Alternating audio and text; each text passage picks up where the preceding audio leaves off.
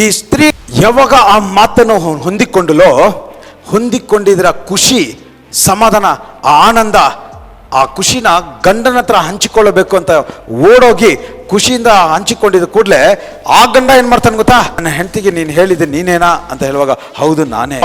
ಇವನು ಆ ಮಾತನ್ನು ಕೇಳಿದ ಕೂಡಲೇ ಒಂದು ಕುರಿಯನ್ನು ಕಡಿದು ಅದನ್ನ ನಿಮಗೆ ಊಟ ನಾವು ಕೊಡಬೇಕು ಅಂದ್ರೆ, in other words, we want to give you something, we want to honour you, ನಿಮ್ಮನ್ನು ಘನಪಡಿಸಬೇಕು. Manoah took a young goat together with a grain offering and sacrificed it on the rock to the Lord. ಈಗ ನೀವು ಎದ್ದು ಬಂದು ಬೀಜವನ್ನು ಕೊಟ್ರಲ್ಲ, you know what is that? ಇದೇ ಕಾರ್ಯ. ವಾಕ್ಯ ನಿಮಗೆ ಬಂದಾಗ ಆ ವಾಕ್ಯದ ಖುಷಿ, ಆ ವಾಕ್ಯದ ಆನಂದ, ಆ ವಾಕ್ಯದ ಅಶ್ಯೂರೆನ್ಸ್, ಗ್ಯಾರಂಟಿಯನ್ನು ಅದರ ಮೂಲಕ ನಿಮ್ಮ ಶರೀರದ ಮೂಲಕ ನೀವು ಮಾಡುವ ಕಾರ್ಯನೇ ಇವನು ಮಾಡಿದ್ದು. ಇವನು ಇದನ್ನ ಮಾಡಿದ ಮೇಲೆನೆ ಸಾಮ್ಸನ್ ಹುಟ್ಟಿದ್ದು.